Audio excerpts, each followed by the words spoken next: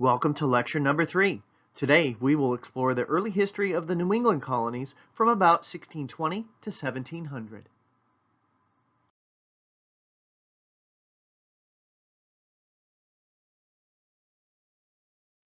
There are a few themes to be introduced in this presentation. First, we'll investigate why people traveled to these colonies. One of the things we'll explore is the issue of religion as a motivating factor for colonization. As we do this, we'll study the early histories of both Plymouth and Massachusetts Bay colonies. We'll also learn how the motivation to create a model society, particularly in Massachusetts Bay Colony, led to the development of a very unique society. Finally, we'll explore some of the interactions between Native Americans and New England's colonists. The first topic to be addressed deals with why settlers traveled to the New England colonies. Religion was more of a motivating factor for settlement in the New England colonies as compared to England's other early colony of Jamestown. At the time, there were two dominant religions in England, the Roman Catholic Church and the Anglican Church, or the Church of England. This map identifies the major religious denominations in Europe at or about the time of the middle 16th century. Following Henry VIII's break with the Catholic Church in the 1530s, he established the Church of England, or the Anglican Church. The Anglican Church was the dominant denomination from the latter 1500s into the 1600s, but there were still divisions within it. One important group within the Anglican Church was called the Puritans. Their goal was to purify the Church of England from all Catholic influences. Hence, the word Puritan comes from the word purify. Their goal was to eliminate many Catholic rituals. However, they also had strong views concerning church membership. They wanted to limit church membership to only an elect few. They believed membership should be limited only to those who underwent a conversion experience. One of the Catholic traditions that the Puritans wanted to eliminate was the use of graven images. One of the commandments said that there's only one God and one should not have graven images or worship graven images. Now, this is just a personal take here, but the image here shows the altar at the church that I attend. I happen to be a Lutheran. I was raised Catholic, but I'm Lutheran today. This image at the altar would make some people, Puritans in particular, very uncomfortable, because are you there to worship this beautiful painting and the beautiful altar, or are you there to worship God? In contrast to the large churches with images and things like that at Catholic churches, Puritans preferred to call their places of worship a meeting house. They were very simple. You can see the drawing on the left. It's just a very simple building. And on the right, you see the interior of a meeting house that, again, is very simple, no images. There's a pulpit there, but that's about it, and benches for people to sit on. Several years ago, I visited the Cologne Cathedral. This was a huge cathedral in Germany. It is a gorgeous, gorgeous structure. Puritans would have rejected this huge cathedral, as well as the images that are shown here as graven images. On the left, you see the largest crucifix north of Italy. And they would have said, hey, this might be a nice work of art, but this should not be something that people are worshiping. And on the right, we see some relics and a beautiful structure that holds the bones of the three wise men. This is located at the Cologne Cathedral, located in Germany. The Puritans would have been very uncomfortable with these and would have rejected them as influenced by the Roman Catholic Church. The second group of Anglicans were called pilgrims. These were radicals. Pilgrims agreed with Puritans on the issues of eliminating the Catholic influences and eliminating church membership, but they were also considered radicals. They were radical because they wanted to separate from the Anglican Church in order to practice their own religious beliefs properly. Essentially, the Puritans wanted to reform the Anglican Church from within, whereas the Pilgrims were separatists who believed the Anglican Church was so corrupt, separation was the only answer. And so the Pilgrims were the first to settle in New England, but I should also point out that both the Puritans and the Pilgrims faced some persecution in England. Because the Pilgrims were so radical and they faced persecution, they left England. For a little over 10 years, they lived in the Netherlands, but they were concerned their children were becoming more Dutch than English, so they moved again. In 1620, they negotiated with the Virginia Company of London to establish a colony north of Virginia where they could practice their beliefs. They initially landed in Cape Cod, but eventually settled at what came to be known as Plymouth Plantation, as the land was already cleared, for it had been the site of a former Indian village which had been devastated and then later abandoned by disease. The arrow on this map shows Provincetown, where the Pilgrims first went ashore, but they didn't settle there permanently because the area was too exposed and it would have been too difficult to live there. I was lucky enough to travel to Provincetown several years ago, and on the left you see a huge monument that dominates the skyline in Provincetown that's dedicated to the Pilgrims. On the right you see an image of the so-called First Encounter. The Pilgrims were low on supplies, and when they found a stashed set of corn that the Indians had saved, they took it in order to help them, and so that shows the finding of the corn, which they actually took from the Indians. Eventually, the Pilgrims would settle in Plymouth, but before they disembarked from their ship, they wrote and signed the Mayflower Compact. The document was signed by all the men aboard the ship. It initially reinforced their support for the king, but it continued as the signers established their own local government, the laws of which each agreed to follow. This was important because it was a first step toward self-government in North America, a crucial foundation of the American political system. The circled area on the map here shows where Plymouth Plantation was located, not too far from modern-day Boston. When the Pilgrims landed at Plymouth, they were not large in number. There were just over 100 settlers and about 24 families.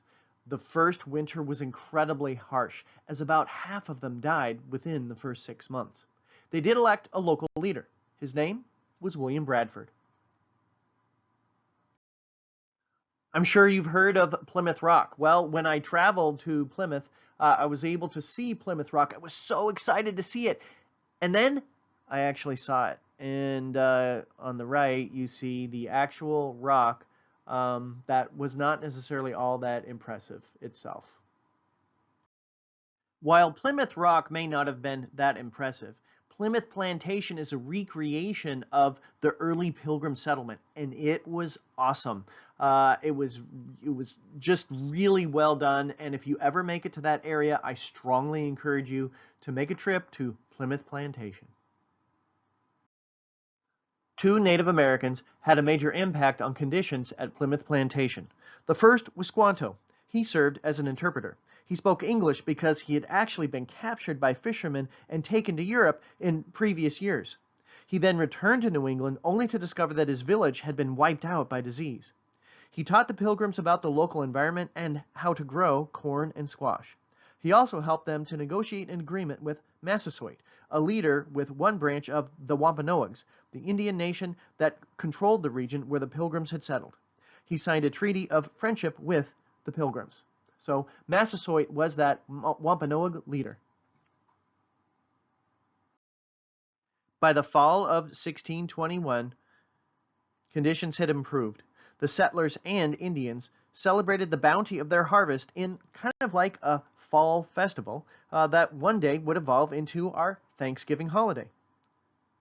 The legacy of the Pilgrims is important. They were the first permanent English settlers in what is now New England. But one thing also to keep in mind is that they were very small in number. About 10 years after the Pilgrims first settled in New England, the Puritans began what was called the Great Migration. Beginning about 1625, as Charles I assumed England's throne, harassment of the Puritans rose.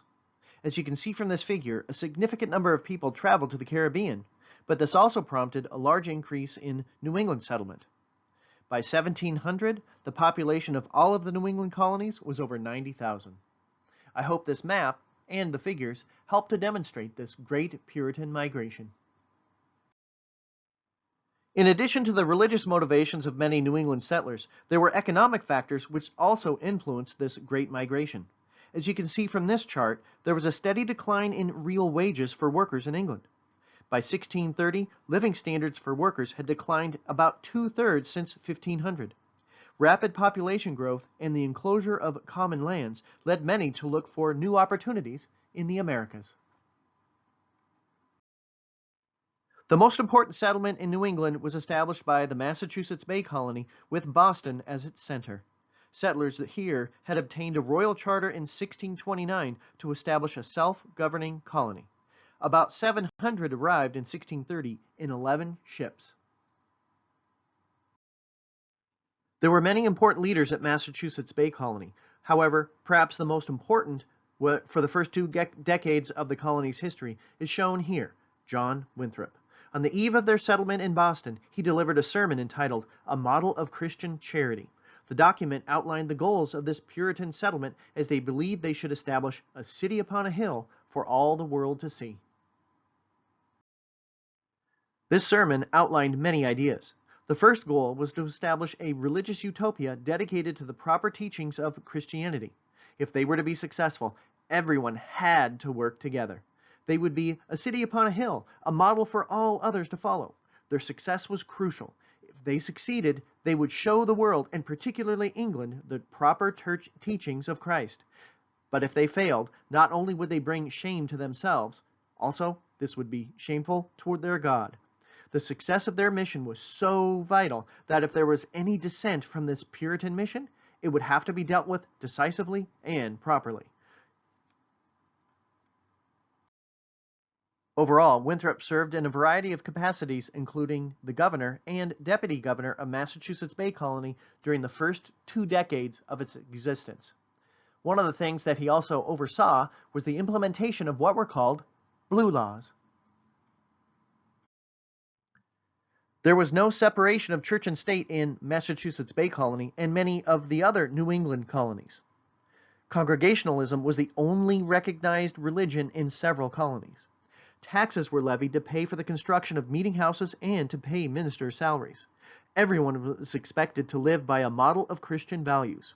For those around Boston, they could look to Winthrop's original sermon, "The eyes of the world were upon them." They had to lead lives based on Christianity. Toward that end, additional regulations on behavior were established. In some cases, they were called blue laws. Among other things, they mandated church attendance, prohibited card playing and drunkenness, and could even lead to fines for married couples kissing in public. Also, in 1659, Christmas celebrations were prohibited because the Bible didn't say anything about celebrating for Christmas. Instead, you were only supposed to honor the Sabbath. While the ideal might have seen all colonists working together without dissent, before long, dissenters were seen in New England, and they were dealt with quickly. The first such dissenter was Roger Williams. Roger Williams was the first important dissenter. He arrived at Massachusetts Bay Colony in the early 1630s and had a reputation of being a very good and charismatic preacher. However, he also was controversial because he called for the separation of church and state. Additionally, he declared the colony had no legal right to own land in Massachusetts because they hadn't purchased it from the Native Americans. Because he was dissenting from the Puritan errand of a city upon a hill, he was banished in 1635. So Williams was literally kicked out of the colony in 1635. The image here shows Williams meeting with local Indians who helped him shelter during that winter. Williams then traveled back to England, got a charter to start his own colony, and then purchased some property from local Indians. And he moved and he created his own colony that he called Providence. The arrow on this map identifies Providence, which is now part of Rhode Island. True to his initial ideas, Rhode Island became the first colony to practice religious toleration. I was lucky enough several years ago to travel to Providence, Rhode Island, where I visited the Roger Williams National Memorial. It was pretty cool. The next dissenter was a woman named Anne Hutchinson, the mother of 14 children. She arrived in Massachusetts in 1634 and began holding prayer meetings at her home. It was unusual for a woman to do so, but then she began to criticize some of the ministers, accusing them of emphasizing good works rather than salvation through God's grace. This got her into trouble, and in 1637 she was placed on trial. Not only were people upset that she was interpreting scripture for herself, but they also were unsettled by the fact that she was a woman. As one of her critics put it, "You have stepped out of your place. You would have rather been a husband than a wife, a preacher than a hearer, and a magistrate than a subject." During the first 2 days of her trial, she demonstrated her mastery of scripture while offering testimony in her own defense. She then declared that she had received direct revelations from God. This was simply too much for New England's Puritans, who believed this to be heresy. Even though she was pregnant, she was banished from the colony. She sought refuge in Providence. However, eventually, she ended up getting killed later in life as her family was attacked from Native Americans. After this attack, one of her former critics argued that it must have been the hand of God which had led to her death. Overall, the actions and treatment of both Williams and Hutchinson demonstrate that while many of New England's Puritans may have traveled to America to escape religious persecution, they themselves persecuted others. They did not support religious freedom. Instead, they became the persecutors themselves and established colonies where they could practice their religion without dissent. They persecuted others who did not worship properly in their view. We'll now explore some of the interaction between New England's European colonists and Native Americans.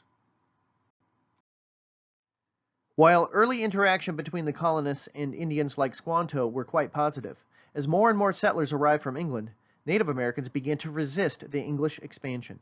This became particularly apparent as settlement increased in the Connecticut Valley where the Pequots were located.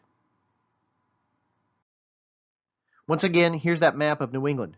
The arrow is pointing to the location of the Pequots, whose dominance as middlemen in the fur trade were threatened by English expansion. Responding to an English raid on a Pequot village, the Pequots attacked the town of Westerfield in 1637, leaving 9 dead. In response, leaders from Massachusetts and Connecticut retaliated and combined forces to destroy the Pequot village at Mystic, Connecticut. In a pre-dawn attack, English troops surrounded the village and set fire to its buildings. Probably 400 Pequots died from the fire or were cut down as they tried to escape the flames. Pequot resistance to English expansion was destroyed. This series of events was referred to as the Pequot War. A truce of sorts emerged between the colonists and Indians following the Pequot War. However, this did not benefit Native Americans. Instead, we see a dramatic decrease in the native population of New England throughout the 17th century, largely due from disease, from about 125,000 in 1600 to about 10,000 in 1675. By contrast, the English settlements continued a steady growth as land was cleared to make way for additional farms. A scarcity of game animals was also seen as they were gradually replaced on the landscape by animals which were domesticated. By the 1670s, tension had escalated into another series of conflicts the English described as King Philip's War. The conflict received its name from the leader shown here. His name was Metacom, but he was known to the English as King Philip. He was actually the son of Massasoit, the important Wampanoag with whom the Pilgrims had formed an alliance upon their arrival at Plymouth. As the English continued to encroach on Indian lands, he formed alliances with several other Indian nations. Over 50 of New England settlements were attacked as many colonists were killed or saw their homes and their livestock destroyed. But then the English retaliated. The English responded by burning villages and caches of stored food. The English were helped by their own Indian alliances, particularly the Mohawks.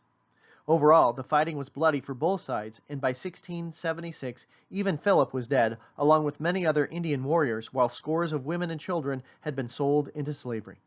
Native Americans who resisted the English advances were broken. King Philip's War was important because it effectively ended Indian resistance to colonial expansion in New England. However, not before the Indian population was devastated and many colonists lost their lives. We'll now investigate a series of events which have come to be known as the Salem witch trials. We'll begin with some background. The circled area of this map shows the geographic location of Salem, Massachusetts.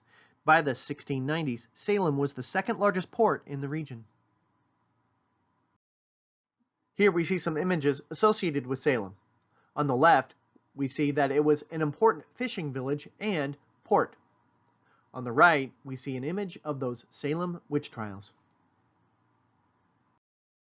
Here's a more detailed map of the area. Salem was actually made up of two settlements. Salem town was the more prosperous as it included the port as well as rich farmland. Salem village was further north and not quite as prosperous. It's possible that a rivalry between the two towns actually had an influence on the witchcraft crisis. Like most Europeans, many settlers in New England believed in wizards and witchcraft. There had been some accusations of witchcraft in the colonies even before the 1690s, but they were limited in scope. However, in 1692, a witchcraft crisis plagued Salem, at the end of which several people were executed and many others were accused of practicing witchcraft. It all began when several girls began to act strangely in early 1692. They had been spending a lot of time with an East African slave named Tituba, who told them their fortunes. Initially, only Tituba and two white women were accused, but then the accusations of witchcraft grew. The image here shows a copy of an actual petition signed by the accused witches of Salem during the witchcraft trials. With the accusations increasing, a grim pattern arose. If a person was accused of being a witch, they were automatically found guilty. If they were found guilty, they were sentenced to death. Those found guilty were forced to confess and name others or face their own execution. In the end, over 300 people were accused of practicing witchcraft until the governor stepped in and became involved. However, this was not before 20 people were executed. 19 were hanged, and 1 was pressed to death. 2 dogs also were executed. Looking back at these series of events, many people have asked the question, how in the world could this have happened? There are a few ideas which might offer some explanation. This image might offer some help. Notice the A's on this map. These indicate the accusers, people who accused others of practicing witchcraft. Most of those A's are located on the western side of the map. Notice the W's. These are people accused of being witches. Most of those, but not all, were located on the eastern side. Salem village to the west was the poor side of town. Salem town, where most of the accused lived, was much wealthier. So by exploring this further, maybe social class and income may have influenced this incident, as some people were blaming the rich people in town and wanted to get back at them. However, maybe the whole idea of the Puritan city upon a hill was also a factor. Remember this slide from earlier in the presentation? It identifies the Puritan goal of establishing a model community for others to follow. Their mission was incredibly important. If they failed, the eyes of the world would be upon them, and all would know they could not fail with this mission that they had. Just as the Puritans dealt quickly to rid their communities of dissenters like Roger Williams and Anne Hutchinson, maybe concern over the success of this Puritan mission prompted some in Salem to extremes during this witchcraft crisis. Heck, I mean, you couldn't, if the eyes of the world were upon them and they had witches there, wow, that would really demonstrate that this goal of a city upon a hill was a failure. So maybe that's why they acted so harshly. Well, we're just about over, so let's try to review some of the key ideas from the presentation. Well, this lecture had a few main ideas. First of all was the importance of religion. It was a major factor that influenced the settlement of the New England colonies. Secondly, once that Puritan goal was established, that city upon a hill, it impacted what life was like and some of the regulations put into place, and it influenced people like dissenters, Roger Williams and Anne Hutchinson, and may have even influenced the witchcraft crisis.